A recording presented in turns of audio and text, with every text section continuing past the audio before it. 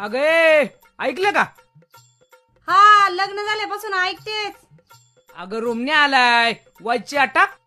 हा, तुमच्या चहा पायी 2 एकर जमीन गेली, पण तुमची पाटीलकी काय जाईनाच. बरोबर बोलती ती, अगदी बरोबर. रोमण्या पाहू नको ना म्हणायचं. अरे मामा आहे. असं वय, मला वाटलं मामाचे. अरे बैरे आबा गणपती बाप्पा. आणि एक खुळ आहे. रोमण्या ते पोटाच्या गोळ्या आणणार त्याचं काय झालं? लेंड्या का? 20 रुपये दे, तू गपे. 50? हा दे. ये घे, ते गोळ्या आणशील ना? हा आणतो ना.